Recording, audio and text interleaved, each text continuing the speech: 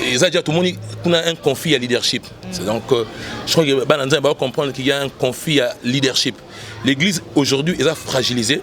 L'Église est réveillée, est fragilisée. D'abord, c'est parce que nous n'avons pas de leaders.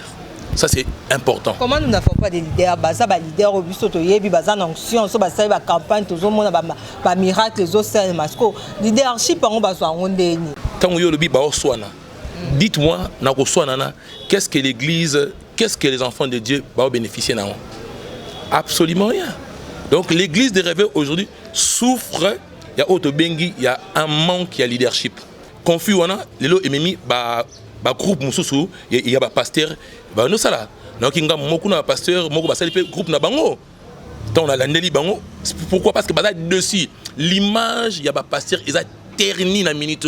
Maman Dolinga na okateke non abe o ba so na réseaux sociaux.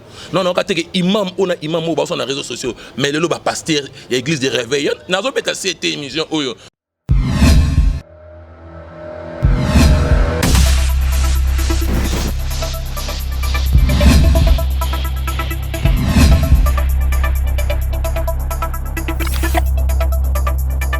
Bonjour, bonsoir, abonnés sur la VRTV World, Balobik, et ça de 55 minutes de lien Kambi, la s'encourage, le vraiment tombé, ta maman, l'histoire de ça passe, si tout le monde vraiment bilinga, dans kati église en colo, toujours comprendre, te, nani mo santu, nani, o azamo pagano, parce que tout le monde a bateau, baza di bosso, na biso, ba pasteur, toujours baté, so bon, non, baza vraiment affermi, te bon, biso, bandimi, toza, ndengeni, tout le monde m'a mozo, les cana RC, tout le monde pasteur, Sony Kafuta, na dodo Kambana Kankenza bino mozo mona total nangambu kuna pasteur Denis Lesiye pe kuna na pasteur Kiziamina bazo finga na wa fingi muninga sa vidéo azongisi yango to baki to ko lekisa likamwana bongo te l'actualité nous oblige na plateau na biso to bengi pasteur Nixon Ntiku o vraiment to partager likambo ye pas Moussa na Nzambe pour éclaircir biso po ba Nzambe baza dans la confusion. Bonjour pasteur Nixon, bonne santé. Ouais, bonjour maman Doli, par la grâce de Dieu ça va.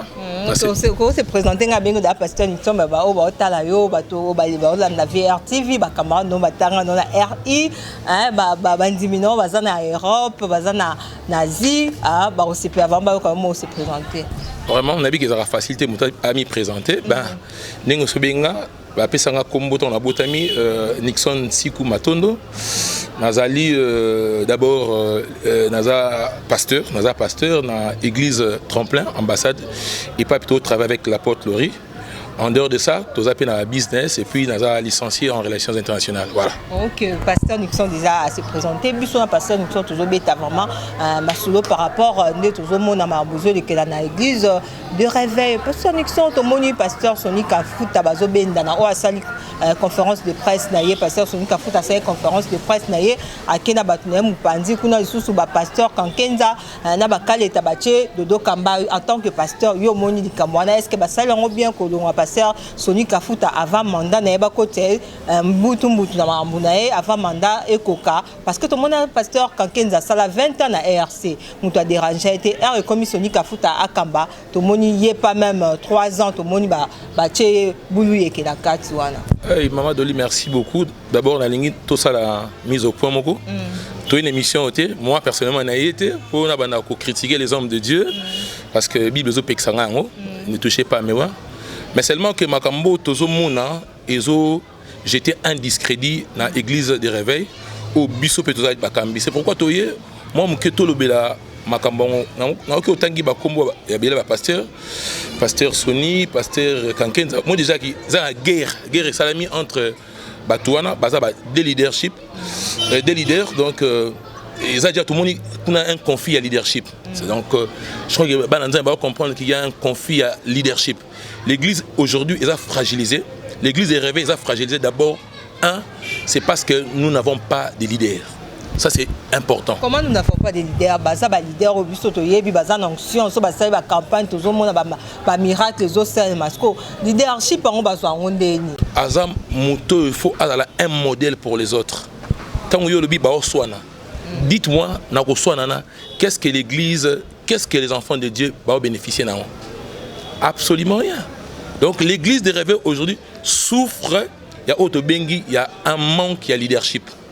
bateau il faut base à la liboso base à quoi ba modèle ba o ba ko na sima balanda yebisanga sikoyo na bitumba la bango o ba jeune pasteur o ba lelo ba on peut balanda ko so na bongo to ba bongo un madoli donc au moins que l'église ezali aujourd'hui victime il y a manque il y a leadership et puis sur l'année très bien na ba conflit wana tala malam soto côté na bozindo ils ont plus ba conflit moko d'intérêt lelo église ils ont comme politisé muta ok ngambo yo allait bien so ngambo amoni allait bien akengambo wana aujourd'hui la politique a une main mise sur l'église tout le monde nango lelo les deux ailes wana oyo otangi wana eza ba el moko so côté na bozindo o mona eza politisé et qu'est-ce que l'église qu'est-ce que les enfants de Dieu va bénéficier nango c'est pourquoi un grand chantre a un jour j'ai cherché le monde je l'ai trouvé dans l'église voilà Patrice Ngoyi Musoko voilà donc makambo ya imba kala wana le to mona ngo donc eza biloko mo eza malam mingité ezo jeté un discrédit lelo sikoyo yebisanga bato tango bato ba pasteur ba considérer ba pasteur lokwa banani ko bandimi pe ba comme ben crédit parce que tozo mona biso to fait tozo bino ba modèle to mona bino bolingi mbongo te na eloko na lingango mingi te bato ba lo bakete soki pasteur ana asali mabe ngana comme un crédit non notre foi n'est pas basée sur des personnes. Nous basons notre foi sur Jésus-Christ. Jésus-Christ, c'est notre véritable modèle. Ce pasteur, ils sont des humains, ils peuvent brancher. Et le but de ce pasteur à brancher, non comme un crédit. Non, ça c'est quel raisonnement? Non, en tout cas, ils ont noté. Mais seulement que Bananza va comprendre que tout comme Nathan, les diables à s'infiltrer pour affragiliser l'église. Ils attendent au Bananza va comprendre que Bilobaki, on frappera les bergers et les troupeaux vont se disperser. Voilà. Donc conflit, ils ont leader, bazo betana. Pour que Bananza passe Balemba. Et qui va gagner? C'est Satan. Vous voyez, ça c'est une stratégie du diable. Vraiment, Tobé a conscience, il y a icône dans le monde du réveil. Mais à un moment donné, moi, côté Écoute, vraiment, va revenir au bon sens. Pour revenir au bon sens, notre prophète Adolphe Kassanda, dans les États-Unis, pour le pasteur Anamine, modèle, va revenir dans le bon sens. Hein, en tant que pasteur, solution, conseil, pour revenir au bon sens. Oui, pour revenir au bon sens, la première des choses, qu'est-ce que l'Église gagne?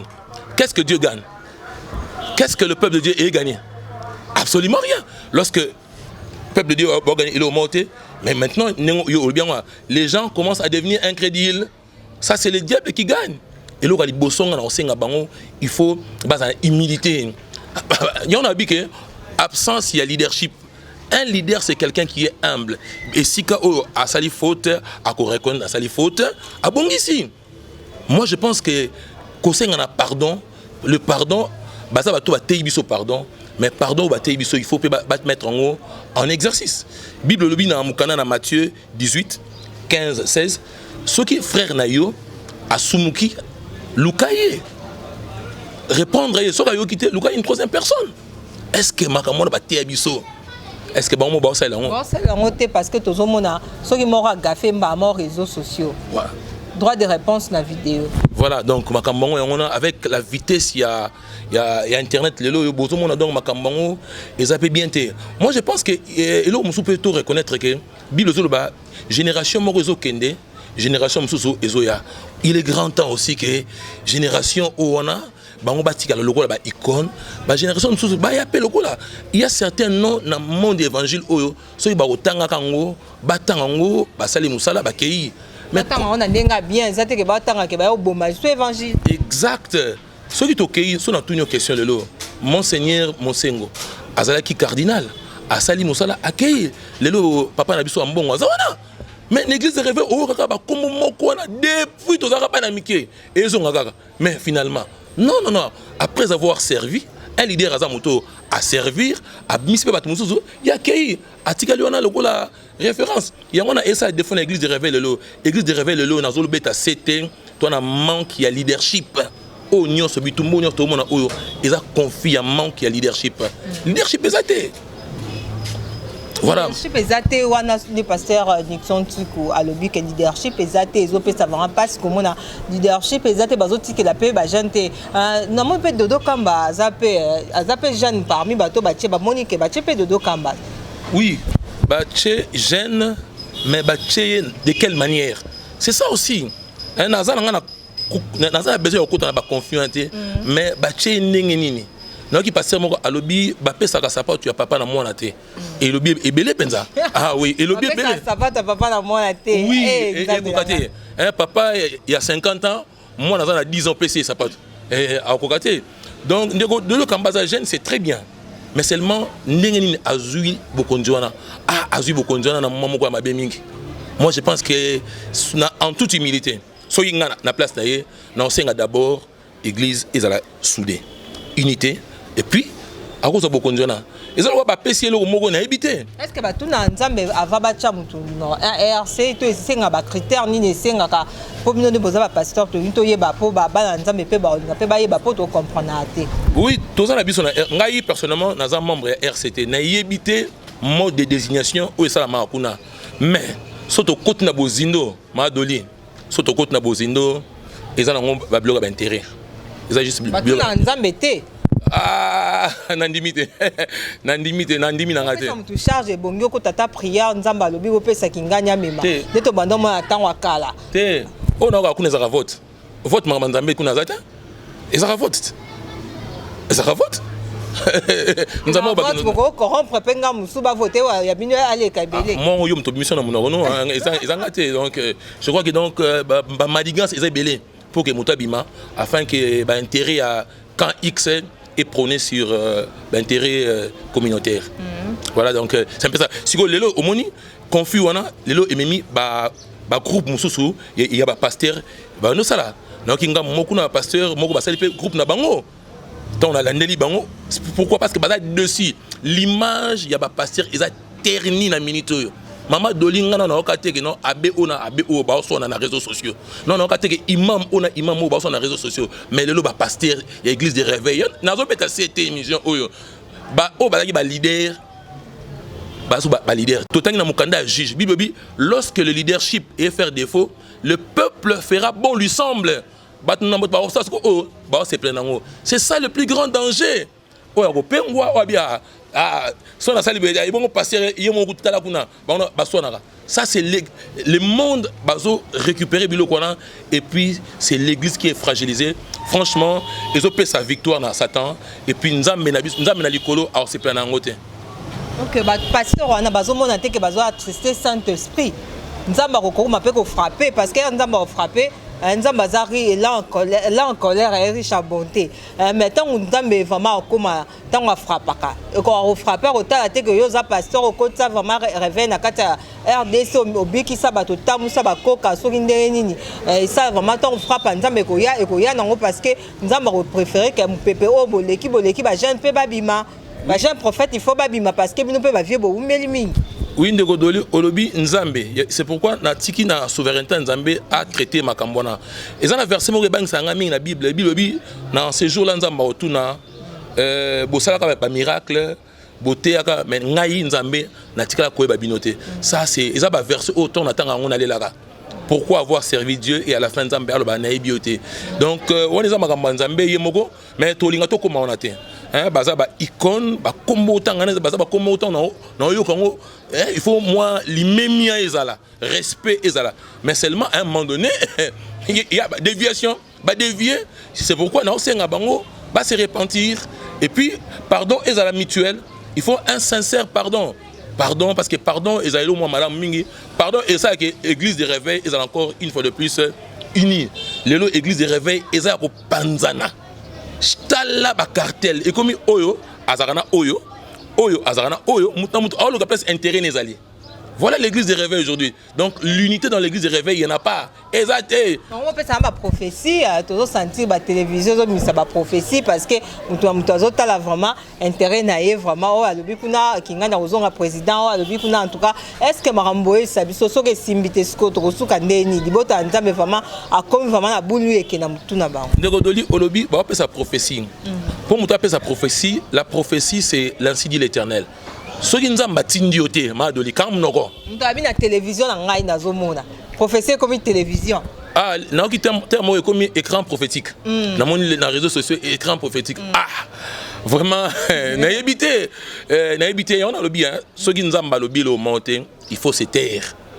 On n'a pas, le peuple de Dieu n'a pas besoin d'un écran prophétique, non. Si Dieu n'a rien dit, il faut simplement se taire. Parce que yo orolo, paie sa prophétie et que nous avons l'obité, soit salamité.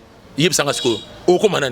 Aux gens sur la TV, oh ben non, ils ont une radio prophétique, ils ont un écran. Vous voyez déjà. Écran prophétique, on va mis dernièrement au Moline côté dans le monde entier, Satan au bima, Satan au tambour. Mais on t'a mis sa prophétie là, c'est un tabac, mais pardon, tu vas voir, c'est pantana. Oui, Ndegodoli, Bible vers le temps de la fin, bah, faux prophète Bobima. Vraiment, moi ça ne me surprend pas, parce que nous sommes au temps où bah, faux prophète a commis belé. Nous sommes les années, bah, le gambongo. Madoli elo musuti mbongo. Ndenge to koyeba faux prophète pasteur Nixon Siku hein pour au fond là-bas nzambe misu pour tozo comprendre te mutu so komi prophète mutu so komi bishop hein ndenge ni ba nzambe ba ko détecter à faux na vrai. Elo moka yeso apesa ki réponse na question wana. Albi ba ranzete na mbuma nango. To ba bango na nani na misala. Juste wana elo musuti we boka na misala.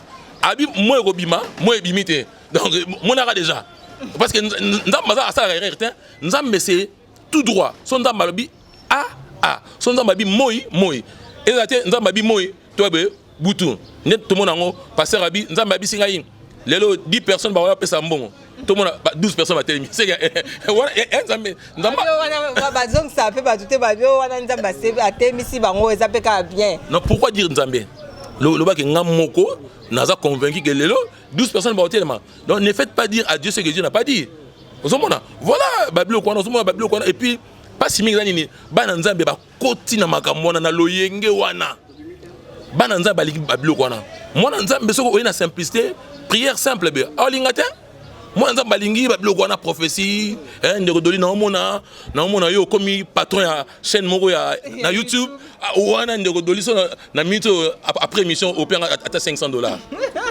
Vraiment. Donc pasteur Nixon dans moment dur, moment difficile to traverser ba nzambe ba traverser message nous lancer na peuple de Dieu oyo mususu akoma déjà na porte pour bima l'église parce que mambazo mona ça la bien te message nous lancer pour na peuple de Dieu balandate batala toujours nzambe oyo aza pour na bango batala ba pasteur na bango. Oui, nous sommes au temps de la fin, Maradoli, nous sommes au temps de la fin. Bible vers les derniers temps, il y aura des moments difficiles. Des moments difficiles, yango yo, blasphémateur,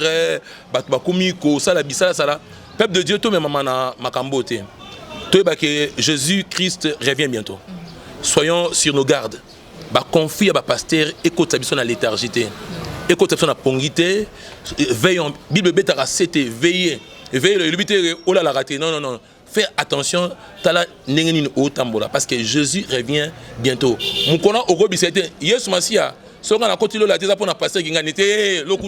Non, notre foi n'est pas basée sur les pasteurs. Notre foi est basée sur Jésus-Christ. Les temps sont durs.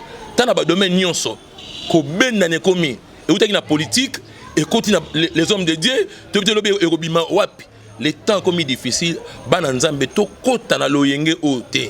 soyons sur nos gardes, Jésus revient bientôt. Faux prophète, barobima. Faux prophète, barobima, belé. Oh non, tout le monde est là, tout le monde mais tout keba. Et tu regardes, non, il y a soigné la kingasani. Moi, je suis pour un écran prophétique, il y a soigné la kingasani. Tout keba, donc soyons sur nos gardes, tout fonabiso et tépate. Soyons vigilants et puis faut la biso affermi.